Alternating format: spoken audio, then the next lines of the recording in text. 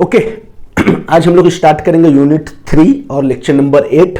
और आज के लेक्चर में हम लोग कवर करेंगे ऑटोमेटिक टूल एक्सचेंजर, या फिर इसे हम लोग ऑटोमेटिक टूल चेंजर भी बोलते हैं, ATC के नाम से भी जानते हैं। बहुत ही ईजी है, बट आपको लिखना पड़ेगा सो दैट कि आपको जब भी लॉन्ग क्वेश्चन आएगा एग्जाम में तो आपको अच्छे मार्क्स मिल सके, तो आपको लिखना पड़ेगा। ठीक है, ऑटोमेटिक टूल एक्सचेंजर क्या होता है? देखिए एकदम मोटा मोटी समझिए आप, इसको हम डिटेल में भी बताएंगे कि इसमें ह्यूमन का इंटरवेंशन नहीं होगा। अगर मान लीजिए हमको टूल को चेंज करना है, CNC मशीन में स्पिंडल है, स्पिंडल घूमता है, वहां पर टूल होल्डर है, और टूल होल्डर में क्या लगाते हैं? टूल। तो लेट अस सपोज हम टूल को बदलना चाहते हैं, तो फिर वहां पर इंसान जाके टूल को नहीं बदलेगा, वो CNC मशीन खुद पर खुद क्या होगा? टूल को चेंज करेगा। कैसे चेंज करेगा? एक टूल मैगजीन होता है, टूल मैगजीन में बहुत सारे टूल्स, अलग अलग तरह के टूल्स होते हैं। आप कोड डालेंगे M06 जो टूल चेंजिंग कोड होता है, उसके बाद मशीन ऑटोमेटिक क्या करेगा? जो भी आप टूल का इस्तेमाल करना चाहते हैं आप उसको फीड करेंगे किसमें? जो कंट्रोल सिस्टम है, और उसके बाद मशीन खुद पर खुद टूल को एक्सचेंज कर लेता है। और इसके बहुत सारे फायदे हैं। सबसे बड़ा फायदा ये है कि जो समय नुकसान होता है, इंसान जाएगा टूल होल्डर को खोलेगा फिर टूल लगाएगा, इसमें टाइम लॉस होता है ना, वो बचता है। प्रोडक्टिविटी बढ़ जाता है ना, कम समय में ज़्यादा उत्पाद आप कर सकते हैं, ज़्यादा प्रोडक्शन कर सकते हैं, इफ़िशियंसी बढ़ जाती है मशीन की, एक्यूरेसी काफ़ी अच्छी होती है इसमें। ठीक है, समझेंगे। देखिए, N automatic tool exchanger is a device CNC machine में इस्तेमाल किया जाता है जो automatically change cutting tool during machining. जो ऑटोमेटिक क्या करता है? टूल को चेंज करता है बिना किसी ह्यूमन इंटरवेंशन के, without manual intervention. So it helps in reducing idle time. Idle बोलिए, इडल बोलिए। आइडल टाइम का मतलब खाली समय, इसको ये कम करता है। इंप्रूविंग प्रोडक्टिविटी, कम समय में ज़्यादा प्रोडक्शन होगा, प्रोडक्टिविटी को बढ़ाएगा। और कंटिन्यूअस ऑपरेशन होता है, इसमें मशीन को बार बार रोकना नहीं पड़ता है।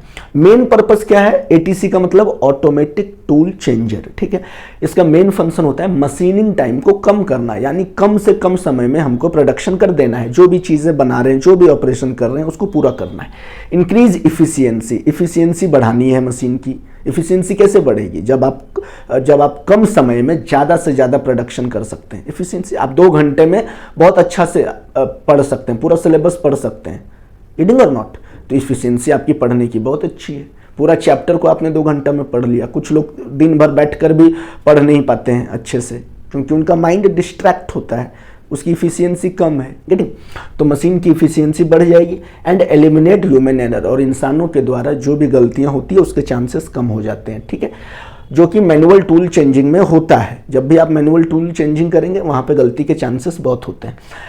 और मॉडर्न ऑटोमेटेड मैन्युफैक्चरिंग सिस्टम में ये बहुत ही इंपॉर्टेंट है कि कैसे आप मशीनों को ऑटोमेटिक बना सकते हैं। आजकल तो फैक्ट्रियां भी ऑटोमेटिक होने लगी है, पूरा ऑटोमेटिक फैक्ट्री होगा। गेटिंग और नॉट? वहाँ पे बहुत ही कम इंसान होंगे काम करने के लिए, बहुत ही कम, सारा चीज़ ऑटोमेटिक होगा। आने वाले समय में आप देखोगे हर चीज़ ऑटोमेटिक हो जाएगा। अगर आपको खाने का मन नहीं है, गेटिंग और नॉट, तो आजकल रोबोटिक, आप आने वाले समय में रोबोट ऐसे ऐसे डेवलप हो रहे हैं, अगर आप जो कमांड देंगे रोबोट वैसे काम करेगा। अगर आपको भूख नहीं है, आप जो खाना चाहते हैं आप ऑर्डर कीजिए, रोबोट आपको ला कर दे देगा। आपका दोनों हाथ का इस्तेमाल भी नहीं होगा खाने के लिए, रोबोट खुद आपको फीड करेगा। ठीक है, NATE, देखिए ऑटोमेटिक टूल एक्सचेंजर बोलिए या ऑटोमेटिक टूल चेंजर बोलिए, इसमें बहुत सारे कंपोनेंट लगे होते हैं, जिसमें से सबसे मेन होता है टूल मैगजीन। और टूल मैगजीन में ही सारे अलग अलग तरह के टूल्स रखे होते हैं। The tool magazine is used to store multiple cutting tool and may be of, चाहे वो ड्रम टाइप के टूल हो, चेन टाइप के टूल हो, या फिर कैराउजल टाइप के टूल हो, अलग अलग तरह के टूल्स रखे होते हैं। कहाँ पर? टूल मैगजीन में। और tool holder securely holds the cutting tool. आपको पता है कि टूल होल्डर में ही हम लोग टूल को होल्ड करते हैं। गेटिंग? अलग अलग तरह के टूल्स हो सकते हैं, BT टूल है, कैट टूल है, HSK होल्डर है, अलग अलग, बहुत ही अलग अलग तरह के ISO स्टैंडर्ड के अनुसार अलग अलग टूल्स होते हैं। तो जो स्पिंडल है, the spindle rotates the tool, क्योंकि स्पिंडल अगर घूमेगा तो स्पिंडल में ही टूल होल्डर है, और टूल होल्डर में ही टूल लगा हुआ है, तो वो रोटेट करेगा ऑटोमेटिकली एंड क्लैम्प्स और अनक्लैम्प्स इट ड्यूरिंग टूल चेंज। और जब भी हम लोग टूल चेंज करेंगे तो वो ऑटोमेटिक टूल होल्डर है, वो ओपन हो जाएगा, ऑटोमेटिक क्लोज हो जाएगा, ऑटोमेटिक खुलेगा, ऑटोमेटिक बंद होगा। टूल मैगजीन एक होगा ATC आर्म, बताऊंगा, वो जाएगा टूल मैगजीन के पास, वहां से टूल लाएगा, वापस यहाँ पे फीड करेगा, ये इसको लॉक करेगा और मशीन फिर स्टार्ट हो जाएगी चलना। Getting? The ATC arm also known as changer arm. ATC arm को चेंजर आर्म बोलते हैं। जो क्या करता है, it transfer tools between the magazine and the spindle, usually by rotating 180 degree. 180 degree rotate करता है, कर सकता है आपका कौन, एटीसी आर्म। ठीक है। The entire process is controlled by the CNC control system. और इस पूरे प्रोसेस को कौन कंट्रोल करता है, CNC control system, which gives command such as M06। आगे मैं बताऊंगा, जब हम लोग कोड पढ़ेंगे तो आपको बताएंगे, बट अभी आप याद रखिए M06 कोड का इस्तेमाल होता है टूल को चेंज करने के लिए। कौन सा कमांड देंगे, M06।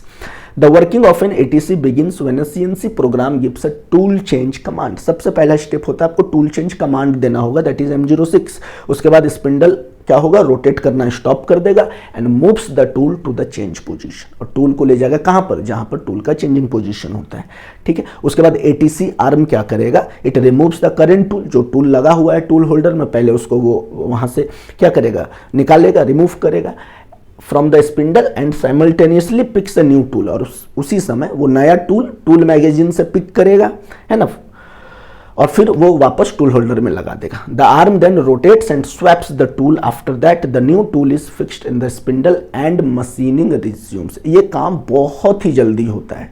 ठीक है, इसमें बहुत ज़्यादा समय नहीं लगता है, क्योंकि ऑटोमेटिक है तो बहुत जल्दी हो जाता है ये काम। इतना लिखिए, और भी 2 पॉइंट है, उसको लिख के मैं समझाऊंगा, उसके बाद ये टॉपिक कंप्लीट हो जाएगा। इसको लिखिए।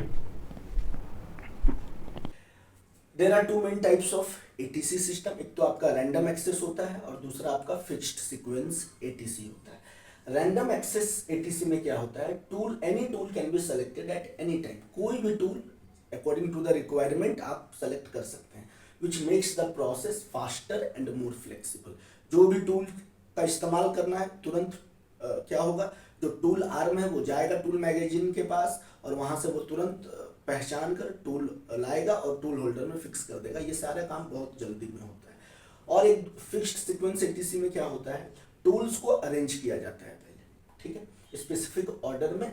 ये काफी सिंपल होता है, लेकिन इसमें थोड़ा टाइम ज्यादा लगता है as comparison to random access में, ठीक है, making the system simpler but comparatively slower. तो फास्ट, सबसे ज्यादा फास्ट काम करने वाला कौन सा सिस्टम है, रैंडम एक्सेस एटीसी। 2 तरह के एटीसी होते हैं, फिर से मैं बता रहा हूँ, एक रैंडम एक्सेस और दूसरा fixed sequence ATC. Random access fast काम करता है और ये टूल को आसानी से, बहुत ही आसानी से, टूल अरेंज नहीं है लेकिन उसके बाद भी बहुत फास्टली वो टूल को ला के और टूल होल्डर में लगा देता है। और उसी का जस्ट अपोजिट आपका होता है फिक्स्ड सीक्वेंस एटीसी में। ये थोड़ा स्लो होता है और यहाँ पर पहले टूल को अरेंज करके रखा जाता है। यही बेसिक डिफरेंस है। कोई भी मशीन हो उसके कुछ एडवांटेजेस और डिसएडवांटेजेस तो होते ही हैं। इसका क्या एडवांटेजेस है कि ये मशीन टाइम को घटा देता है, सबसे पहला, प्रोडक्टिविटी को बढ़ा देता है और एक्यूरेसी बहुत अच्छी होती है, और जो इंसानों के द्वारा लगने वाला एफर्ट है वो कम होता है। ये इसके एडवांटेजेस हैं। और डिसएडवांटेजेस क्या है कि ये काफ़ी कॉस्टली होता है। सेटअप आप कीजिएगा इनिशियली सीएनसी मशीन तो करोड़ों में आती है, हाई इनिशियल कॉस्ट। इसका डिज़ाइन कॉम्प्लेक्स है, इतना इजी डिज़ाइन नहीं होता है, और रेगुलर मेंटेनेंस की ज़रूरत होती है इस तरह के मशीन्स को, ठीक है। अगर टाइम मिलेगा, मौका मिलेगा, मैं आपको सीएनसी मशीन में कैसे टूल एक्सचेंज किया जाता है इसका पूरा वीडियो मैं लैब में बनाकर मैं कोशिश करूँगा आपको दिखाने का, अपलोड करूँगा, ठीक है। तो शायद चीज़ें आपको और भी आसानी से समझ में आएगी, क्योंकि सीएनसी मशीन, बहुत तरह के सीएनसी मशीन यहाँ पर हैं।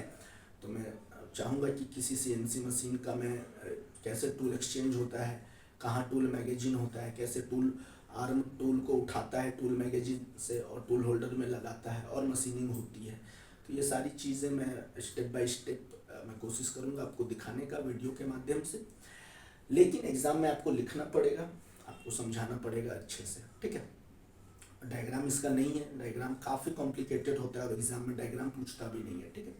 अगर आप इतना लिखेंगे you will surely get a full marks, आपको बहुत अच्छे मार्क्स मिलेंगे अगर लॉन्ग क्वेश्चन आता है तो, ठीक है। चलिए लेक्चर नंबर 8 को हम यहीं पर स्टॉप करते हैं। नेक्स्ट लेक्चर में किसी नए टॉपिक के साथ हम आपसे मुलाकात करेंगे। तब तक आप अपना ख्याल रखिए और मुझे दीजिए इजाज़त। जय हिंद।